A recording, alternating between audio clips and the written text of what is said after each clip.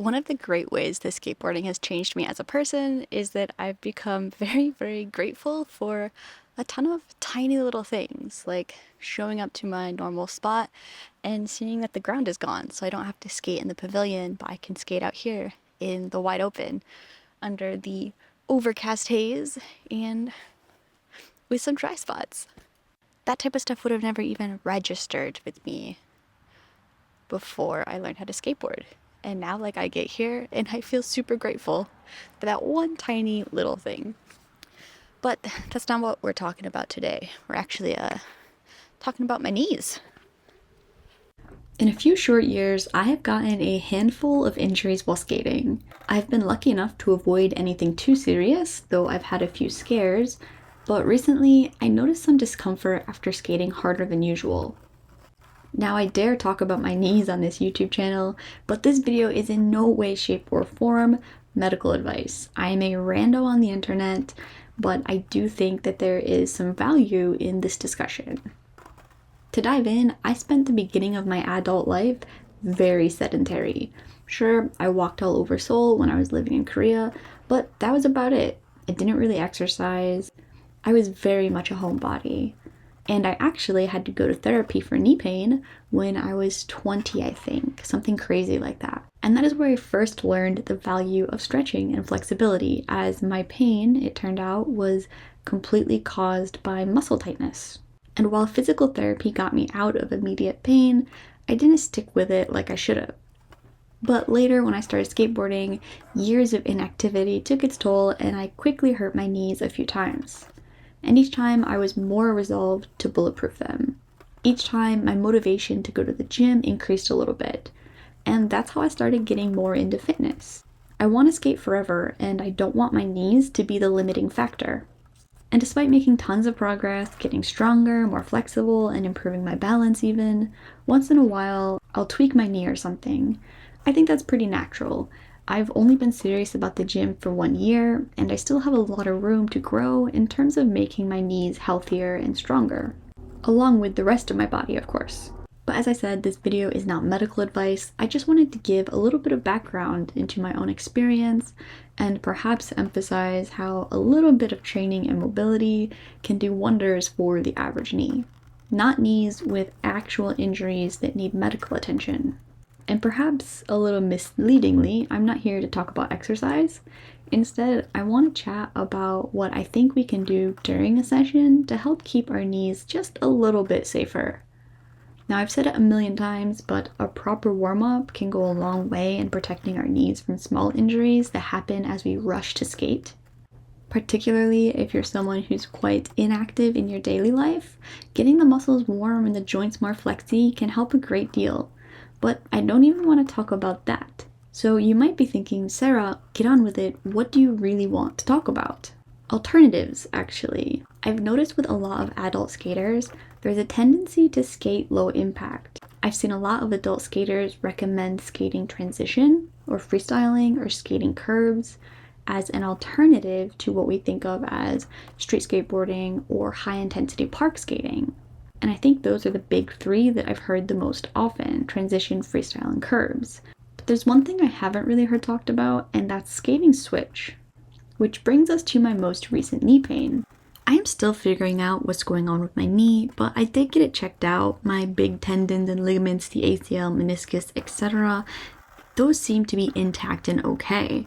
So I took it easy, and now I'm exploring new stretches and exercise that might help. But I am resolved to do one thing when I return to skateboarding that I think will help me skate long term in general. Something that most skaters end up doing, but I haven't been able to yet, which is skate more switch and nollie. One good thing is that I've actually gotten quite good at pushing switch. So my switch stance riding, nollie riding, fakie riding. As far as riding goes, I've gotten a lot better than before. So that's at least one check under the foundations of switch skating in particular. Skateboarding is repetitive, and I do think that evening out my session even a little bit, jumping off of both legs instead of one leg, has to help. If I use my left leg and right legs a little more evenly, I think it will help take some of the burden of skateboarding off of my right foot. And of course, it should help me skate better. I've said it multiple times that I want to start skating switch and nollie on this channel, but I've not yet been able to really stick to it. One of the toughest parts for me about switch and nollie is just all of the ghost pop.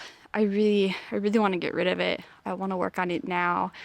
I know the ghost pop is just a little miss pop. You didn't quite get your tail to touch the ground, and it's always going to happen here and there, but I really want to do my best to get rid of the frequency, right? Get as little as possible and try to really make contact with the ground when I'm doing nollie and switch tricks. So that's always a struggle.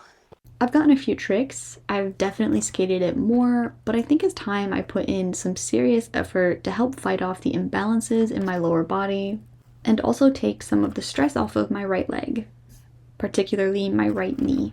And while I should be able to get more park skating in when the snow is gone, which might help too, giving me a little more diversity in my skateboarding, for a flat ground lover like me, I think it's a good route to explore. Because even at the end of this session, even though I was so determined to skate mostly switch and nollie the whole time, I couldn't help but throwing in some practice of regular tricks. Tricks I want to get more consistent at. But we know that I'm not going to stick to it, and I think that's okay too, because I'm just human and I'm just playing around outside on a little piece of wood with some wheels on it, trying to be creative, trying to enjoy myself, being physical, all of the stuff I love about skateboarding, and making a couple plans, following it one day, breaking it the next. I think that's pretty normal, at least for me, and I'm happy to embrace it. Embrace the days I want to stick to it, embrace the days I want to play around and tinker, and enjoy everything in between. The good news is that I am getting a lot better at flipping this big 8.25 board. I'm having a lot of fun with it. The last varial flip there, I'm just really trying to get a little bit better at the timing. I think that's what I'm struggling with the most. Getting a really solid pop shove it and then timing the flick correctly. I think that's where I really need to work to get that so that I can land it more often. But it's in a good place. All of that is getting much better, which I'm really happy about. I'm also really happy that I'm skating much faster. I don't know if you can tell, but I'm skating much faster than I used to, so that's really nice. I probably look still hella slow in the footage, but it is faster, and that's the important thing. So working my way up to higher speeds every so often is good. I probably skated regular just a smidge too much. I did want to work on a few things today because I don't want to completely lose them, but I did spend a lot of the session working on switch and nollie, so I'm really happy about that, and I really hope that going forward, just spending more time in my switch and nollie stance will help me reduce some of the strain and pressure that I put on this right leg. And I will be resting probably all of next week from skateboarding, which is why I probably pushed myself just that little bit too much today, but that'll give me some good time for this to rest up again, and I'll probably be more careful. I'll probably take more time off if I think that I need to until this goes away and gets better. So I'll be resting.